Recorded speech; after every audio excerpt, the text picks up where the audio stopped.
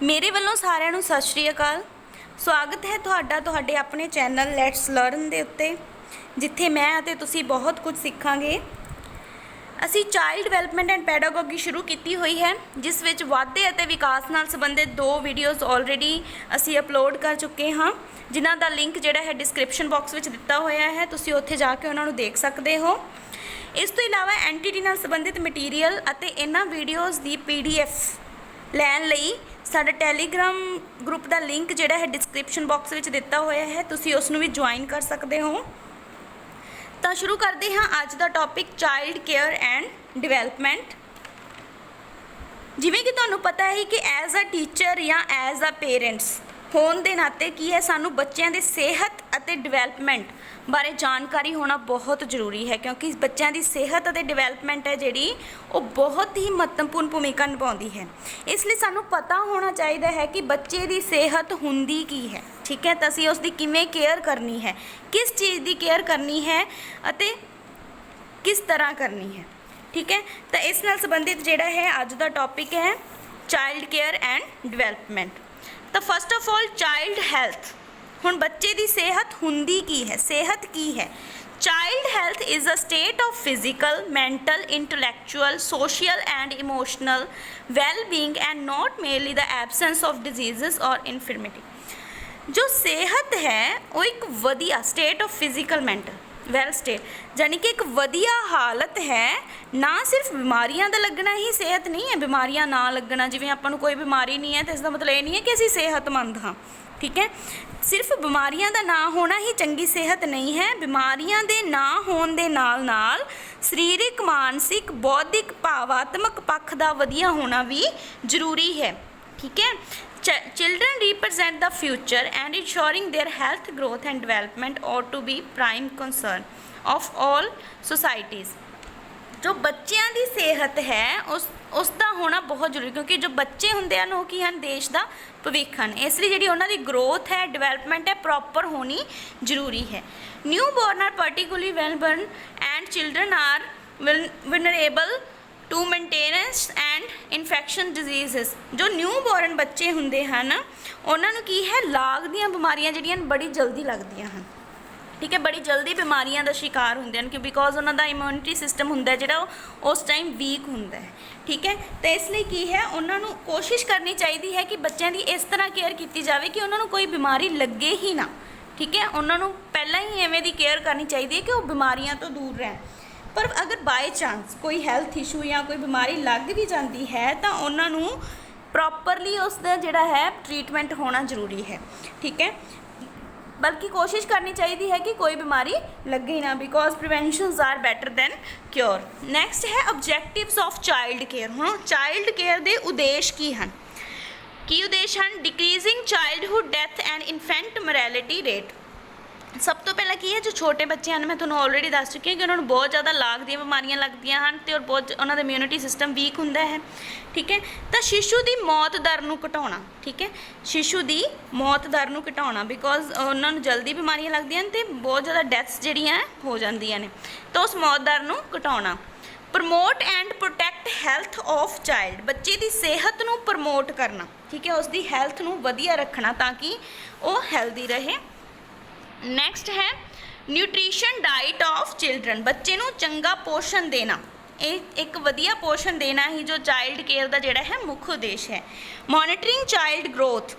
ਇਸ ਦਾ ਮਤਲਬ ਹੈ ਕਿ ਬੱਚੇ ਦੀ ਦੇਖਭਾਲ ਸਿਰਫ ਛੋਟੇ ਹੁੰਦੇ ਹੀ ਨਹੀਂ ਕਰਨੀ, ਜ਼ਰੂਰੀ ਨਹੀਂ ਹੈ ਉਹਨੂੰ 0 ਤੋਂ 6 ਈਅਰ ਤੱਕ ਹੀ ਉਸ ਨੂੰ ਕੇਅਰ ਦੀ ਜ਼ਰੂਰਤ ਹੈ, ਉਸ ਤੋਂ ਬਾਅਦ ਵੀ ਉਸ ਨੂੰ ਕੇਅਰ ਦੀ ਜ਼ਰੂਰਤ ਹੈ। ਕਈ ਵਾਰ ਕੀ ਹੁੰਦਾ, ਜੋ ਮਦਰਸ ਹੁੰਦੀਆਂ ਨੇ ਜੋਬ ਕਰਦੀਆਂ ਹੁੰਦੀਆਂ ਨੇ ਤਾਂ ਉਹਨਾਂ ਦੀ ਸਿਰਫ ਕੇਅਰ ਜਿਹੜੀ ਹੈ 0 ਤੋਂ 6 ਈਅਰਸ ਤੱਕ ਹੀ ਪ੍ਰੋਪਰ ਹੁੰਦੀ ਹੈ, ਉਸ ਤੋਂ ਬਾਅਦ ਜਿਹੜੀ ਉਹਨਾਂ ਦੀ ਕੇਅਰ ਕਰਨੀ ਹੋਣੀ ਹੈ ਜੋ ਬੰਦ ਹੋ ਜਾਂਦੀ ਹੈ, ਠੀਕ ਹੈ। ਤਾਂ ਇਸ ਦੇ ਨਾਲ ਕੀ ਉਹਨਾਂ ਦੀ ਜਿਹੜੀ ਗਰੋਥ ਜਾਂ ਡਿਵੈਲਪਮੈਂਟ 'ਤੇ ਜਿਹੜਾ ਬਹੁਤ ਪ੍ਰਭਾਵ ਪੈਂਦਾ ਹੈ। ਤਾਂ ਉਹਨਾਂ ਦੀ ਪ੍ਰੋਪਰ 10-12 ਸਾਲ ਤੱਕ ਬੱਚੇ ਨੂੰ ਪ੍ਰੋਪਰ ਕੇਅਰ ਦੀ ਜ਼ਰੂਰਤ ਹੁੰਦੀ ਹੈ, ਤਾਂ ਉਸ ਦੀ ਪ੍ਰੋਪਰ ਮੋਨੀਟਰਿੰਗ ਕਰਨੀ, ਉਸ ਦੀ ਗਰੋਥ ਪ੍ਰੋਪਰ ਹੋ ਰਹੀ ਹੈ ਜਾਂ ਨਹੀਂ, ਇਹਨਾਂ ਚੀਜ਼ਾਂ ਦਾ ਧਿਆਨ ਰੱਖਣਾ। Toward health level of children. ਬੱਚੇ ਦੀ ਸਿਹਤ ਦਾ ਲੈਵਲ ਮੇਨਟੇਨ ਕਰਕੇ ਰੱਖਣਾ। ਨੈਕਸਟ ਹੈ ਏਰੀਆਜ਼ ਆਫ ਚਾਈਲਡ ਕੇਅਰ। ਹੁਣ 0 ਤੋਂ 6 ਸਾਲ ਦੇ ਬੱਚਿਆਂ ਨੂੰ ਬਹੁਤ ਜ਼ਿਆਦਾ ਦੇਖਭਾਲ ਦੀ ਲੋੜ ਹੁੰਦੀ ਹੈ, ਉਹਨਾਂ ਦੀ ਹਰ ਪੱਖ ਤੋਂ ਕੇਅਰ ਕਰਨੀ ਜ਼ਰੂਰੀ ਹੈ। ਉਹ ਕਿਹੜੇ ਪੱਖ ਹਨ ਜਿਨ੍ਹਾਂ ਤੋਂ ਉਹਨਾਂ ਦੀ ਕੇਅਰ ਹੋਣੀ ਜ਼ਰੂਰੀ ਹੈ? ਉਹ ਹਨ newborn care, breastfeeding, ਸਭ ਤੋਂ ਪਹਿਲਾਂ ਕੀ ਹੈ, ਨਵ ਜੰਮੇ ਬੱਚੇ ਦੀ ਕੇਅਰ ਲਈ ਮਾਂ ਦਾ ਦੁੱਧ ਬਹੁਤ ਜ਼ਰੂਰੀ ਹੈ। ਠੀਕ ਹੈ, ਉਸ ਨੂੰ ਮਾਂ ਦਾ ਦੁੱਧ ਮਿਲਣਾ ਬਹੁਤ ਜ਼ਰੂਰੀ ਹੈ। ਜਦੋਂ ਬੱਚਾ ਪੈਦਾ ਹੁੰਦਾ ਹੈ ਤਾਂ 6 ਘੰਟਿਆਂ ਦੇ ਵਿੱਚ ਉਸ ਨੂੰ ਮਾਂ ਦਾ ਦੁੱਧ ਜਿਹੜਾ ਹੈ ਮਿਲਣਾ ਜ਼ਰੂਰੀ ਹੈ। ਨੈਕਸਟ ਹੈ ਇਮਿਊਨਾਈਜੇਸ਼ਨ। ਇੱਕ ਸਪੈਸ਼ਲ ਟੌਪਿਕ ਵੀ ਦਿੱਤਾ ਹੋਇਆ ਹੈ ਤੁਹਾਡੇ NTT ਸਿਲੇਬਸ ਦੇ ਵਿੱਚ ਵੈਕਸੀਨੇਸ਼ਨ ਦੇ ਅੰਡਰ। ਤਾਂ ਇਮਿਊਨਾਈਜੇਸ਼ਨ ਦਾ ਮਤਲਬ ਕੀ ਹੁੰਦਾ ਹੈ, ਰੋਗਾਂ ਦੀ ਸ਼ਕਤੀ ਨਾਲ ਲੜਨ ਲਈ ਵੈਕਸੀਨੇਸ਼ਨ ਕਰਨਾ ਬੱਚੇ ਦਾ। ਜਿਵੇਂ ਕਿ ਤੁਸੀਂ ਦੇਖਦੇ ਹੋ ਕਿ ਬੱਚਿਆਂ ਨੂੰ ਪੋਲੀਓ ਦੀਆਂ ਬੂੰਦਾਂ ਪਿਆਈਆਂ ਜਾਂਦੀਆਂ ਨਾ, ਕਈ ਤਰ੍ਹਾਂ ਦੇ ਇੰਜੈਕਸ਼ਨਸ ਲੱਗਦੇ ਹਨ। ਠੀਕ ਹੈ, ਤਾਂ ਉਹਨਾਂ ਦਾ ਜਿਹੜਾ ਇਮਿਊਨਿਟੀ ਪਾਵਰ ਹੈ, ਰੋਗਾਂ ਨਾਲ ਲੜਨ ਦੀ ਸ਼ਕਤੀ ਜਿਹੜੀ ਹੈ ਉਹ ਵਧਾਉਣ ਲਈ ਉਹਨਾਂ ਨੂੰ ਵੈਕਸੀਨੇਸ਼ਨ ਕਰਨਾ। ਨੈਕਸਟ ਹੈ ਮੋਨੀਟਰਿੰਗ ਗਰੋਥ ਐਂਡ ਡਿਵੈਲਪਮੈਂਟ। ਹੁਣ ਬੱਚੇ ਦੀ growth and development the monitoring ਕਰਨਾ ਹੈ। ਮੈਂ ਤੁਹਾਨੂੰ ਪਹਿਲਾਂ ਹੀ ਦੱਸ ਚੁੱਕੀ ਹਾਂ ਕਿ ਉਹਦੀ ਪ੍ਰੋਪਰ ਗਰੋਥ ਹੋ ਰਹੀ ਹੈ ਜਾਂ ਨਹੀਂ, ਉਹ ਡਿਵੈਲਪਮੈਂਟ ਹੋ ਰਹੀ ਹੈ ਜਾਂ ਨਹੀਂ, ਇਸ ਦਾ ਧਿਆਨ ਰੱਖਣਾ। ਨੈਕਸਟ ਹੈ ਪਰਸਨਲ ਹਾਈਜੀਨ, ਨਿੱਜੀ ਸਫਾਈ ਦਾ ਧਿਆਨ ਰੱਖਣਾ। ਬੱਚਿਆਂ ਨੂੰ ਪ੍ਰੋਪਰਲੀ ਉਹਨਾਂ ਦੀ ਨਿੱਜੀ ਸਫਾਈ ਕਿਵੇਂ ਰੱਖਣੀ ਹੈ, ਉਹਨਾਂ ਨੂੰ ਪ੍ਰੋਪਰਲੀ ਗਾਈਡ ਕਰਨਾ, ਕਿਵੇਂ ਤੁਸੀਂ ਹੈਂਡ ਵਾਸ਼ ਕਰਨੇ ਹਨ, ਕਦੋਂ ਕਰਨੇ ਹਨ, ਬਰਸ਼ ਕਦੋਂ ਕਰਨਾ ਹੈ, ਉਹ ਸਾਰਾ ਪ੍ਰੋਪਰ ਤਰੀਕੇ ਨਾਲ ਉਹਨਾਂ ਨੂੰ ਗਾਈਡ ਕਰਨਾ। ਨੈਕਸਟ ਹੈ early detection of health problems and treatments. अगर पहला तो बच्चे ਨੂੰ कोई बीमारी लगन ही नहीं देनी, पर बाय चांस जे कोई हैल्थ इशू आ भी जाता है तो उसनों लोड़ींदा ट्रीटमेंट जल्दी तो जल्दी देना। ठीक है, अर्ली डिटेक्शन। नैक्सट है नव जम्मे बच्चे की केयर किमें करनी है, newborn neonatal care. The first week of the life is most crucial period in infancy. ठीक है, जो बच्चे की जन्म का पहला हफ्ता होंदा है बहुत ही नाजुक पीरियड होंदा है। इस विच की है, बच्चे बहुत ज़्यादा बीमारियां लग जांदियां जेकर उन्हां दी प्रॉपर केयर ना की जाए। हुण न्यू बच्चे दा क्यों केयर करनी जरूरी है, किवें केयर करनी जरूरी है, की चैक करना जरूरी है। Establish and maintenance of cardio respiratory function, की देखना चाहिए है, सब तो पहला की है कि बच्चे का जो हार्ट है ਜਾਂ उसका रेस्पिरेटरी सिस्टम यानी कि साह क्रिया है जी प्रॉपर काम कर रही है या नहीं। ठीक है, इसका ध्यान रखना जरूरी है। नैक्सट है मेनटेनेंस ऑफ बॉडी टैंपरेचर, उसका शरीर का तापमान सही है या नहीं। ठीक है, उसनों जो बाथ करवाना है तो उसनों ये देखना जरूरी है कि उसका टैंपरेचर सही है या नहीं। ठीक है, तो उसका नहाउण वगैरह का ध्यान रखने समय टैंपरेचर वगैरह देखना जरूरी है। अवॉइडेंस ऑफ इन्फेक्शन, उन्होंने हर तरह के इन्फेक्शन तो दूर रखना चाहिए है। एस्टैबलिशिंग ऑफ ब्रैसट फीडिंग, मैं थोड़ा पहले ही दस चुकी हाँ कि माँ का दुध जोड़ा है कुछ थोड़े टाइम बाद जोड़ा है उसनों जरूरी है। Early detection and treatment of any congenital and disorder, जेकर उसनों कोई बीमारी हो जाती है या कोई हैल्थ इशू क्रिएट होता है तो उसका अर्ली डिटेक्शन करना यानी कि अर्ली एक्शन लेना जरूरी है, प्रॉपर ट्रीटमेंट करना जरूरी है। नैक्सट असी हुणे ही गल कर चुके हैं कि न्यू बॉर्न बेबी लिए कुछ गल्लां का ध्यान रखना जरूरी है। हुण जिहड़ा इमीडिएट केयर आफ्टर बर्थ तो जी बाद इमीडिएट केयर यानी कि बर्थ तो जस्ट आफ्टर बाद की उस नाल मतलब किवें केयर करनी जरूरी है। फर्स्ट है cleaning airway to help and establish the airway and clearing muscles and other secretions. हुण जो बच्चा है साह लैंदा है, नक ते मूँह राही बच्चा साह लैंदा है, तो सानू ये देखना जरूरी है कि बच्चे नू नक ते मूँह राही प्रॉपर साह आ रहा है या नहीं। ठीक है, उसनू कोई प्रॉब्लम तो नहीं आ रही, उसका नक सही मतलब कई बार की हुंदा जो बर्थ हुंदा बच्चे का तो माँ के जिहड़े पेट चों की है कई तरह के पदार्थ जिहड़े हैं लग जाते हैं नक ते मूँह ते, तो ये देखना जरूरी है कि उसनू प्रॉपर साह आ रहा है कि नहीं। नैक्सट है Apgar score. Apgar score should be taken in 1 minute and again at 5 minutes after birth. हुण बर्थ तो बाद जो अपगर स्कोर है 1 मिनट के विच और 5 मिनट बाद जो होना है जरूरी है। हुण अपगर स्कोर हुंदा की है, तुहाडे दिमाग में आ रहा है कि अपगर स्कोर की है, तो अपगर स्कोर की है I will show you. Apgar score दे विच की है, सब तो पहला आ जाता है हार्ट रेट। हार्ट रेट की है, जेकर बच्चे का हार्ट बिल्कुल नहीं काम कर रहा तो उसनू स्कोर की है 0 दिता जाता है। जेकर 100 तो बिलो घट काम कर रहा है तो उसनू स्कोर जोड़ा है 1 दिता जाएगा। ठीक है, जेकर 100 तो अबव है 100 तो अबव है तो उसनू स्कोर जोड़ा है 2 दिता जाएगा। ठीक है, तो इस तरह की है इस स्कोर दिते जाते हैं। नैक्सट है रेस्पिरेटरी रेट, उस साह प्रणाली नू किवें देखना, जेकर उसनू साह नहीं आ रहा, ठीक है साह नहीं आ रहा तो जो उसनू स्कोर जोड़ा है 0 दिता जाएगा। स्लो इरेगुलर बहुत थोड़ा साह आ रहा है तो उसनू स्कोर 1 दिता जाएगा। गुड क्राइंग, अच्छी तरह बच्चा मतलब साह लै रहा चीका मार रहा तो उसनू जो स्कोर है 2 दिता जाएगा। नैक्सट है मसल स्टोन, बच्चे की मसल्स की हिलजुल। फ्लैसिड मतलब आकड़, अगर बच्चे का शरीर है जो आकड़िया होया है, उसके मसल्स जेडे ने काम नहीं कर रहे, ठीक है, तो उसको स्कोर जोड़ा है 0 दिता जाएगा। नैक्सट सम फ्लैक्शंस ऑफ एक्सट्रीमिटीज़, यानी कि थोड़ी बहुत ही हलचल हो रही है, स्कोर 1। एक्टिव मूवमेंट्स, बच्चा अच्छी तरह एक्टिव है, लत्ता बावां मार रहा है, तो उसको स्कोर जोड़ा है 2 दिता जाएगा, ठीक है। नैक्सट है रिफ्लैक्स रिस्पॉन्स। रिफ्लैक्स रिस्पॉन्स की होंदा है, जो बच्चा पैदा होंदा है तो तुसीं देखा होगा कि उससे थप्पड़ वगैरह मारिया जाता है, या चुंडी वगैरह वड्डी जाती है, ठीक है, ये देखने लिए कि बच्चे का रिफ्लैक्स रिस्पॉन्स किदां दा आ रहा है, ठीक है। नो रिस्पॉन्स, यानी कि बच्चे को पता ही नहीं लगे कि उसकी बॉडी नाल कुछ टच होया, तो उसको 0 स्कोर दिता जाएगा। ग्रैमस, ग्रैमस यानी कि धीमा रिस्पॉन्स थोड़ा बहुत, ठीक है, तो उसको स्कोर जोड़ा है 1 दिता जाएगा, ठीक है। क्राई, बच्चा प्रॉपर तरीके नाल रोया, जो उसने मतलब कुछ थप्पड़ वगैरह मारा तो रोया, तो इसका मतलब की है बच्चा हेल्दी है, सही है बिल्कुल।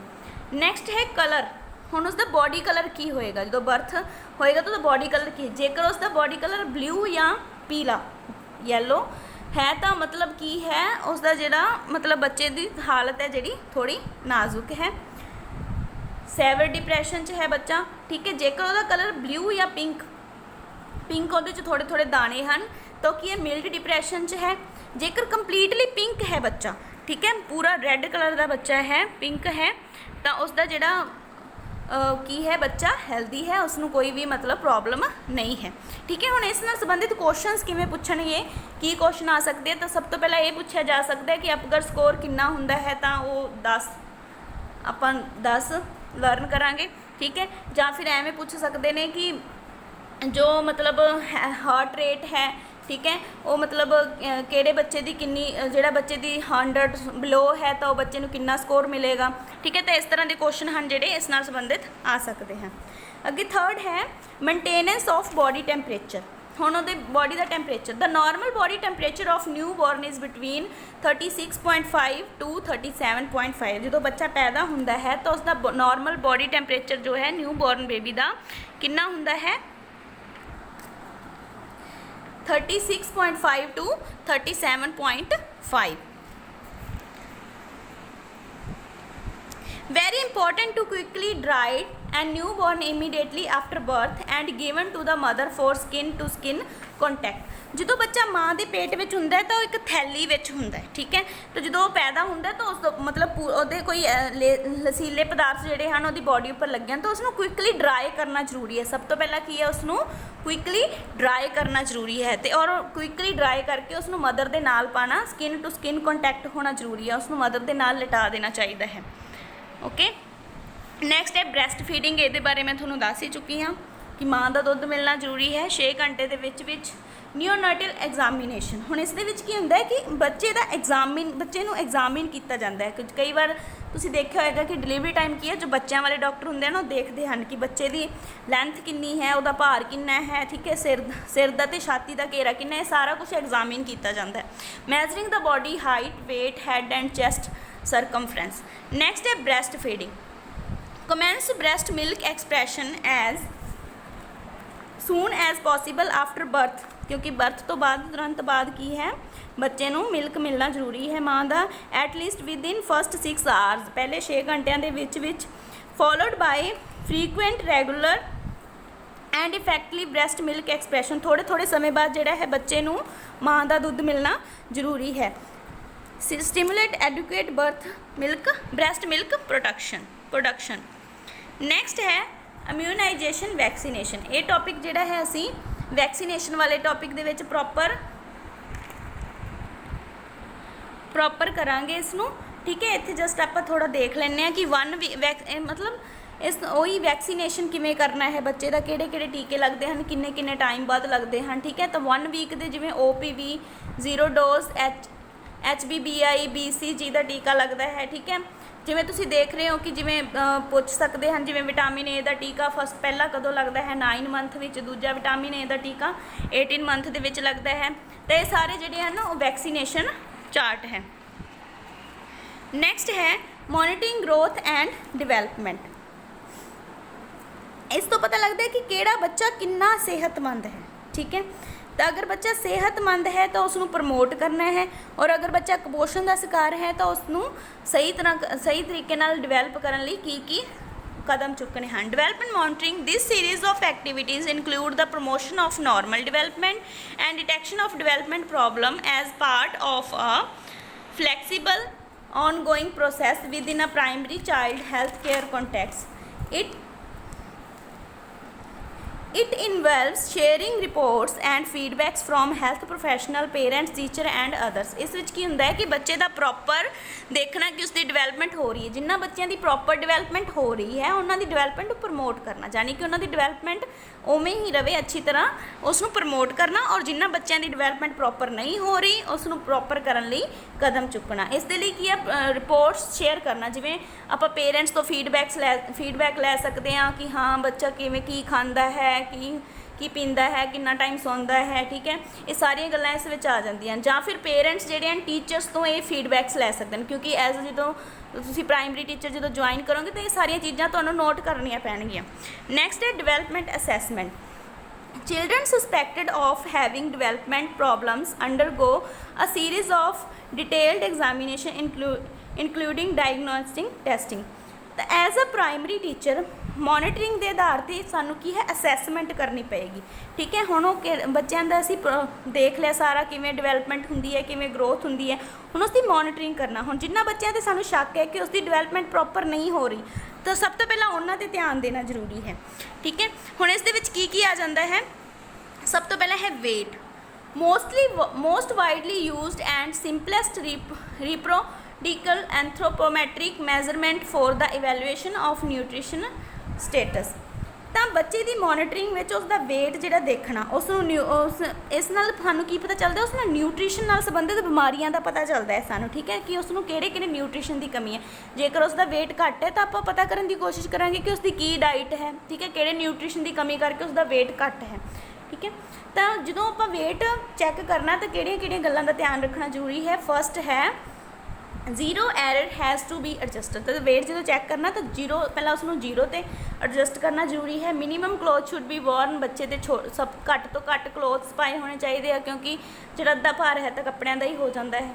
Most types of scales are sensitive. छोटे बच्चों लिए जो स्केल है वेट चैक करने वाला वो सेंसिटिव होना चाहिए। नैक्सट है on an average a baby weight double the birth weight by 5 months।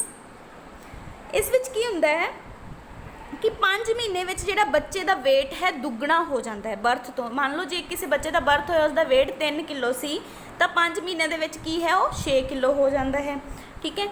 It's birth weight by 1 year travels, यानी कि 1 ईयर दे विच जिहड़ा तिगना हो जाता है, ठीक है, और 2 ईयर्स दे विच जिहड़ा वेट है वो चौगुना हो जाता है।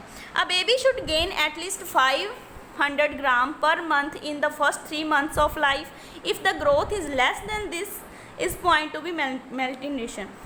तो जेकर बच्चा है जो उसका हर महीने कितना है 500 ग्राम जिहड़ा वेट है वो ਵਧਣਾ जरूरी है, आधा किलो वेट ਵਧਣਾ जरूरी है। जेकर वो बच्चे का आधा किलो वेट जिहड़ा है नहीं वध रहा हर मंथ बाद तो की है कुपोषण का शिकार है। नैक्सट है हाइट भी की है एक इंपॉर्टेंट फैक्ट है जिहड़ा देखने लई ग्रोथ एंड डिवेलपमेंट। तो हाइट उपर जिहड़ा है 2 चीज़ां प्रभावित पाउंदियां, एक तो जेनेटिक और इन्वायरमेंटल फैक्टर। 2 फैक्टर्स का प्रभाव जिहड़ा है पैंदा है। Height of an individual is influenced by genetic as well as environmental factors.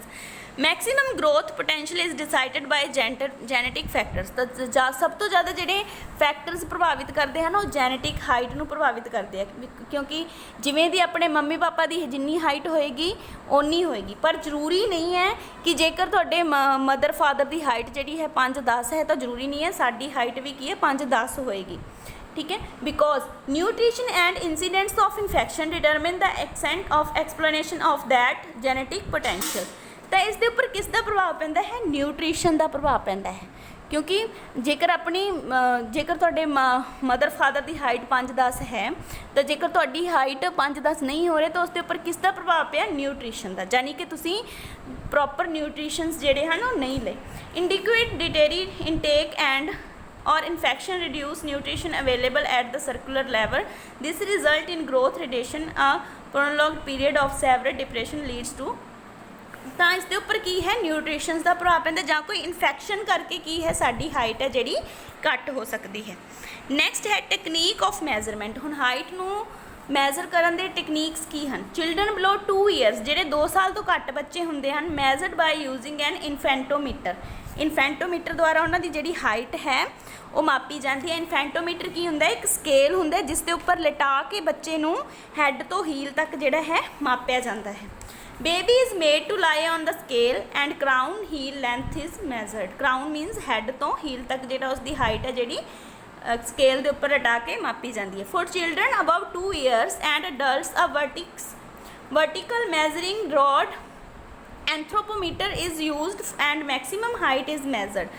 ਜੋ 2 ਇਅਰਸ ਤੋਂ ਉੱਪਰ ਜਾਂ ਅਡਲਟਸ ਬੱਚੇ ਹੁੰਦੇ ਹਨ ਉਹਨਾਂ ਨੂੰ ਕਿਸ ਦੁਆਰਾ ਮਾਪਿਆ ਜਾਂਦਾ ਐਂਥਰੋਪੋਮੀਟਰ ਯਾਨੀ ਕਿ ਇੱਕ ਲੰਬਾ ਸਕੇਲ ਹੁੰਦਾ ਹੈ ਜਿਸ ਦੇ ਉੱਪਰ ਕੀ ਹੈ ਫੀਟ ਵਾਈਜ਼ ਜਾਂ ਇੰਚ ਵਾਈਜ਼ ਕੀ ਹੈ ਉਹ ਮੈਜ਼ਰ ਲਿਖਿਆ ਹੁੰਦਾ ਹੈ ਤਾਂ ਉਸ ਦੇ ਨਾਲ ਕੀ ਹੈ ਹਾਈਟ ਮੈਜ਼ਰ ਕੀਤੀ ਜਾਂਦੀ। Measure scale should be capable of measuring to an accuracy of 0.1 centimetre. ਜਿਹੜਾ ਮੈਜ਼ਰਿੰਗ ਸਕੇਲ ਹੈ ਉਸਦੀ ਜਿਹੜੀ ਐਕੂਰੇਸੀ ਹੈ 0.1 ਸੈਂਟੀਮੀਟਰ ਹੋਣੀ ਚਾਹੀਦੀ ਹੈ। ਨੈਕਸਟ ਹੈ standard. Length of the baby at birth is 50 centimetre. ਤੁਹਾਨੂੰ ਪਤਾ ਹੀ ਹੈ ਪਿਛਲੀ ਵੀਡੀਓ ਵਿੱਚ ਅਸੀਂ ਪੜ੍ਹ ਚੁੱਕੇ ਹਾਂ ਕਿ ਜੋ ਨਵ ਜੰਮਿਆ ਬੱਚਾ ਹੁੰਦਾ ਹੈ ਉਸਦੀ ਲੈਂਥ ਕਿੰਨੀ ਹੁੰਦੀ ਹੈ 50 ਸੈਂਟੀਮੀਟਰਸ ਹੁੰਦੀ ਹੈ। ਬਾਈ ਫਸਟ ਈਅਰ ਇਟ ਇਨਕਰੀਜ਼ਸ ਬਾਈ 50%। ਇੱਕ ਸਾਲ ਦੇ ਵਿੱਚ ਇਹ 50% ਇਨਕਰੀਜ਼ ਹੁੰਦੀ ਹੈ ਯਾਨੀ ਕਿ ਟੋਟਲ 75 ਸੈਂਟੀਮੀਟਰ ਹੋ ਜਾਂਦੀ ਹੈ। By third year and is increased by 12 centimetre. During puberty growth spurt boys add 20 centimeter to their height and girls gain about 16 centimeter। ਜਿਹੜੀ ਪ੍ਰੌੜ ਅਵਸਥਾ ਹੁੰਦੀ ਹੈ ਉਸ ਵਿੱਚ ਜਿਹੜੀ ਬॉयਜ਼ ਦੀ ਹਾਈਟ ਹੈ 20 ਸੈਂਟੀਮੀਟਰਸ ਤੱਕ ਵੱਧ ਜਾਂਦੀ ਹੈ ਔਰ ਜਿਹੜੀ ਗਰਲਸ ਦੀ ਹਾਈਟ ਹੈ 16 ਸੈਂਟੀਮੀਟਰਸ ਤੱਕ ਵੱਧਦੀ ਹੈ। ਤੁਸੀਂ ਦੇਖਿਆ ਹੋਏਗਾ ਕਿ ਜਿਹੜੀ ਬॉयਜ਼ ਹੁੰਦੇ ਨਾ ਉਹਦੀ ਹਾਈਟ ਜਲਦੀ ਵੱਧਦੀ ਹੈ ਔਰ ਜਿਹੜੀ ਮਤਲਬ ਉਹਨਾਂ ਦੀ 5, 6, 7 ਆਮ ਹਾਈਟ ਹੁੰਦੀ ਹੈ ਪਰ ਜਿਹੜੀਆਂ ਗਰਲਸ ਹੁੰਦੀਆਂ ਉਹਨਾਂ ਦੀ ਜਿਹੜੀ ਹਾਈਟ ਹੈ ਬॉयਜ਼ ਦੇ ਮੁਕਾਬਲੇ ਜਿਹੜੀ ਘੱਟ ਵੱਧਦੀ। ਨੈਕਸਟ ਹੈ ਮੋਨੀਟਰਿੰਗ ਗਰੋਥ ਐਂਡ ਡਿਵੈਲਪਮੈਂਟ। ਇਹਦੇ ਵਿੱਚ ਕੀ ਹੁਣ ਕਿਵੇਂ ਮੋਨੀਟਰਿੰਗ ਕਰਨੀ ਹੈ ਗਰੋਥ ਚਾਰਟ ਬਣਾਇਆ ਜਾ ਸਕਦਾ ਹੈ ਬੱਚੇ ਦੀ ਕਿੰਨੀ ਗਰੋਥ ਹੋ ਰਹੀ ਹੈ ਹੈਡ ਐਂਡ ਚੈਸਟ ਸਰਕਮਫਰੈਂਸ ਉਹਦੇ ਵਿੱਚ ਕਿੰਨਾ ਵਾਧਾ ਹੋ ਰਿਹਾ ਹੈ ਠੀਕ ਹੈ ਬੋਡੀ ਫੈਟ ਕਿੰਨਾ ਵੱਧ ਰਿਹਾ ਮਿਡ ਅਪਰ ਆਰਮ ਸਰਕਮਫਰੈਂਸ ਬਿਹੇਵੀਅਰ ਡਿਵੈਲਪਮੈਂਟ ਇਹ ਸਾਰੀਆਂ ਚੀਜ਼ਾਂ ਤੁਹਾਨੂੰ ਪਿਛਲੀ ਵੀਡੀਓਜ਼ ਵਿੱਚ ਦੱਸ ਚੁੱਕੇ ਹਾਂ। ਨੈਕਸਟ ਹੈ ਗੁੱਡ ਹਾਈਜੈਨਿਕ ਹੈਬਿਟਸ। ਹੁਣ ਬੱਚੇ ਨੂੰ ਸਿਹਤਮੰਦ ਰੱਖਣ ਲਈ ਉਸ ਨੂੰ ਚੰਗੀਆਂ ਆਦਤਾਂ ਸਿਖਾਉਣਾ ਬਹੁਤ ਜ਼ਰੂਰੀ ਹੈ। ਤਾਂ ਸਭ ਤੋਂ ਪਹਿਲਾਂ ਇਸ ਦੇ ਵਿੱਚ ਆ ਜਾਂਦਾ ਹੈ ਔਰਲ ਹਾਈਜੈਨਿਕ ਬੱਚੇ ਨੂੰ ਮੂੰਹ ਦੀ ਸਫਾਈ ਕਿਵੇਂ ਰੱਖਣੀ ਹੈ ਬ੍ਰਸ਼ ਠੀਕ ਹੈ ਕਰਨਾ ਇਹ ਸਾਰਾ ਸਿਖਾਉਣਾ ਜ਼ਰੂਰੀ ਹੈ ਇਸ ਲਈ ਗਾਈਡ ਕਰਨਾ ਜ਼ਰੂਰੀ ਹੈ। ਬਾਥਿੰਗ ਰਿਚੁਅਲ ਉਸਨੇ ਕਿਵੇਂ ਨਹਾਉਣਾ ਹੈ ਠੀਕ ਹੈ ਨਹਾਉਣ ਦਾ ਸਾਰਾ ਸਿਖਾਉਣਾ ਜ਼ਰੂਰੀ ਹੈ। ਹੇਅਰ ਕੇਅਰ ਬੱਚੇ ਨੇ ਹੇਅਰਸ ਦੀ ਕੇਅਰ ਕਿਵੇਂ ਕਰਨੀ ਹੈ। ਦੇਖੋ ਬॉयज़ ਲਈ ਜੋ ਹੇਅਰਸ ਦੀ ਕੇਅਰ ਕਰਨਾ ਹੈ ਬਹੁਤ ਈਜ਼ੀ ਹੈ ਪਰ ਗਰਲਸ ਲਈ ਜੋ ਹੈ ਇਹ ਬਹੁਤ ਡਿਫਿਕਲਟ ਟਾਸਕ ਹੈ ਤਾਂ ਇਸ ਦੇ ਲਈ ਪੂਰਾ ਗਾਈਡ ਕਰਨਾ ਉਹਨਾਂ ਨੂੰ ਬਹੁਤ ਜ਼ਰੂਰੀ ਹੈ। ਨੈਕਸਟ ਹੈ ਫੁੱਟ ਹਾਈਜੈਨਿਕ ਪੈਰਾਂ ਦੀ ਸਫਾਈ ਰੱਖਣਾ ਬਹੁਤ ਜ਼ਰੂਰੀ ਹੈ। ਨੈਕਸਟ ਹੈ toilet hygienic proper toilet hygienic ਯਾਨੀ ਕਿ ਉਹਨਾਂ ਨੂੰ ਦੱਸਣਾ ਜ਼ਰੂਰੀ ਹੈ। ਹੈਂਡ ਵਾਸ਼ ਵਗੈਰਾ ਦਾ hand hygienic cuffing and ਸਨੀਜ਼ਿੰਗ hygienic ਇਹ ਸਾਰੀਆਂ ਚੀਜ਼ਾਂ ਬੱਚਿਆਂ ਨੂੰ ਦੱਸਣਾ ਬਹੁਤ ਜ਼ਰੂਰੀ ਹੈ ਕਿ ਤੁਸੀਂ ਕਫਿੰਗ ਕਰਦੇ ਟਾਈਮ ਜਾਂ ਸਨੀਜ਼ਿੰਗ ਕਰਦੇ ਟਾਈਮ ਕਿਵੇਂ ਆਪਣੇ ਨੱਕ ਨੂੰ ਮਤਲਬ ਰੁਮਾਲ ਵਗੈਰਾ ਰੱਖ ਕੇ ਕਫਿੰਗ ਜਾਂ ਸਨੀਜ਼ਿੰਗ ਕਰਨੀ ਹੈ। ਇਹ ਸਾਰੀਆਂ ਚੀਜ਼ਾਂ ਲਈ ਜਿਹੜਾ ਹੈ ਗਾਈਡ ਕਰਨਾ ਜ਼ਰੂਰੀ ਹੈ। ਤਾਂ ਮੈਨੂੰ ਉਮੀਦ ਹੈ ਕਿ ਤੁਹਾਨੂੰ ਮੇਰੀ ਵੀਡੀਓ ਜਿਹੜੀ ਹੈ ਪਸੰਦ ਆਈ ਹੋਵੇਗੀ। Thank you. ਜੇਕਰ ਵੀਡੀਓ ਵਧੀਆ ਲੱਗੀ ਹੋਵੇ ਤਾਂ ਲਾਈਕ ਜ਼ਰੂਰ ਕਰਿਓ ਅਤੇ ਵੀਡੀਓ ਦੇ ਨੋਟੀਫਿਕੇਸ਼ਨਸ ਨੂੰ ਪ੍ਰਾਪਤ ਕਰਨ ਲਈ ਚੈਨਲ ਨੂੰ ਸਬਸਕ੍ਰਾਈਬ ਕਰਨਾ ਨਾ ਭੁੱਲਿਓ। Thank you so much.